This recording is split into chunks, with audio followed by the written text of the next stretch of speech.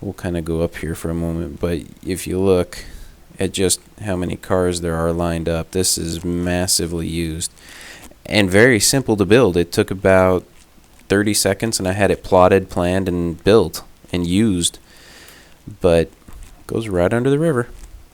Very beneficial. Some of the other things I've done is I built some of those special buildings. Here's my 35% boost to the food building, another to water, shell for the fuel and waste. I built a couple others. I can't quite find them right now, but I built quite a few. Some of the other things I did was I played around with mass transit, and this is one of them. Now, I'm still having a little issues with it because I didn't really plan it that well. I don't know why, I just didn't. But what you see here is bus route 1. And basically what I did was I came along and I plotted each of these points as a simple drag line. So as you can see, the bus route comes along here, and these are all the different buildings and people that are actively using the bus route. It used to be a lot better, but I shifted some things around. So you can see where all the people stop off and use it, and these are the businesses. So I kind of paid attention to where people were, and this is a massive bus line, so that's why it's not really using. This basic bus district can control 3 bus lines, 3 separate lines. Right now you can see I've only got 1 and only 21% fill rate, and it's costing me $2,500 a minute, which is pretty ridiculously unused. But that's because of poor planning on my part. You can pick these different buses, scale it up, and the cost, as you can see, is just insane. But that's what I've got right now. You can build bigger bus depots that can hold 5, but you do have to have a bus office, which I hid around here somewhere. But you have to have the bus offices, otherwise the bus doesn't work. And see, problem is pollution right now in passenger services. So I've got some issues that I just didn't bother to fix. I just wanted to expand the city. Buses are very beneficial if you do it right. You have to be very careful as to where you build it, where you plot your district. So if you're going to be building it, just kind of look at the sample routes. Like if you want to go through this neighborhood, kind of see where their jobs are. So you swing the bus through where they are, and then you kind of swing by some of the jobs, and then you go back. Then you hit up another area and another area. I'd like to make more, but again, it's kind of pointless right now. The other main things I've done is I built some of these other special buildings, like this is that Fujitsu television building. Very fancy. Gives me 10% plus to leisure satisfaction, which has helped greatly. It's a freaking huge building, but it's fantastic to look at. Very cool. Very fancy. You can see just the scale of this building is immense. I built the Peace Hotel, which is a very fancy business hotel. And if you look here, these are, when you click on a building, it kind of lists who works there and who goes there. This is a tourism hotel, and this is a business hotel. As you can see, these are the amount of workers and people that visit. There's not a lot visiting my Fujitsu building, whereas these hotels are used incredibly. These were a very good build, and you see where all the workers are cutting right through the underground area, and then they split into the areas where they all live. So as you can see, that tunnel was a great build, and I should almost build a couple more, but that was fantastic to decide to do and build. That really helped a lot.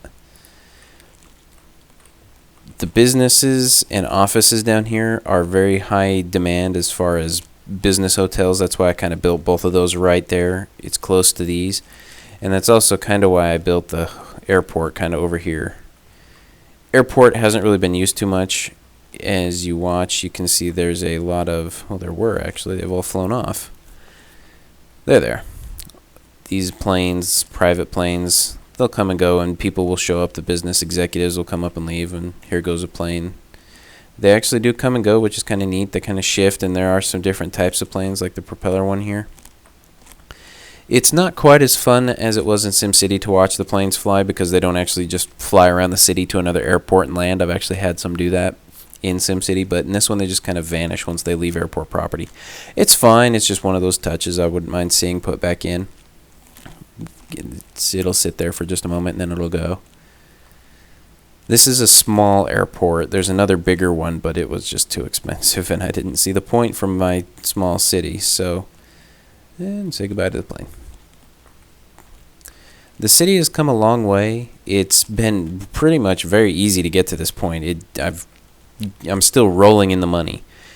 When I came over here to expand this area, as you can see, this is my biggest complaint with the terraforming tools. It took me a lot of money to hollow out these specific cavities here. And if we come down, you can kind of see. Oh, sorry, my computer's really laggy because of the recording while playing live. As you can see, the steepness of these walls here. This took me a lot of careful building to knock all these districts down. This whole area used to be the recycling center, if you remember, and all my power plants and stuff now. It took a long time to hollow out all these cavities because the terraforming tools are just dismal, in my opinion, honestly. You have just basic small, medium, or large, and all you do is just click to make it big or small.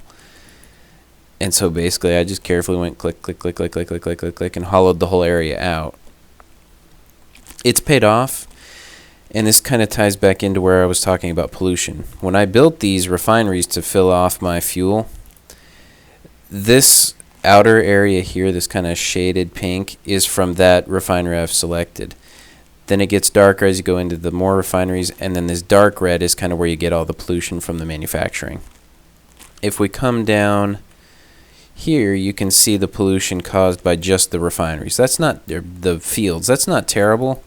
But in comparison to everything else, that's pretty bad. This is all pollution from the manufacturing, and this is pretty much where I've limited. This is only where I'm going to build it in this corner. That way I have all this area to expand the city. What I did, though, was I decided to pick the most remote area that I'm never really going to use and to build all my recycling and everything over there.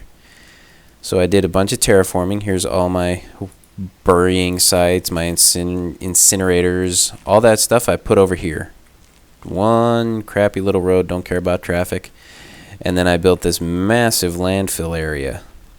And some of this needs terraforming, like I can't build on that one for some reason, but I've got this whole area just to build a massive recycling zone. And if we pull up the trade, you can see I'm still, well, I was +1, now I'm -2. So I still need to expand more. That's how much the city needs. As you can see, I'm desperate on holidays, but the problem is I can't really build many more of my own because of the quality of life has gone down due to all the pollution, which normally I would outsource, but right now with everybody leaving, because the end of the planet offer is nigh upon us. If we look here, let's look at waste. These people actually want to buy it. That's pretty rare. Fuel, nobody's buying, nobody's selling. I had to sell, I still have 21, but I sold a whole bunch of contracts to Omnicorp at their ridiculously underbid price. But very few things are still needed here, so unfortunately, there's very little happening here. Most of this, if you remember some of the others, was just pages and pages of stuff, and now it's all empty, which is kind of sad. I'm going to miss a lot of this when Planet Offer goes away, unfortunately. And if we look at my active contracts, here we go. These are all the ones from Omnicorp, and I'm selling 5, 5, and 5. So I'm selling 15, plus I still have 6. That's my 21 fuel. So this is just pretty much a tie-up end here. I still plan to make some more videos in offline mode. Unfortunately, I'm really busy with school, so hopefully I can get some things rebuilt, but with my work schedule on top of school, until spring break or something else happens, I'm going to be pretty tied up, so I won't get a lot of time to build. The explosive expansion here encompassed maybe 2 hours of building, and then an hour to rebuild my roads, replan, replot, and decide what all I'm going to do. So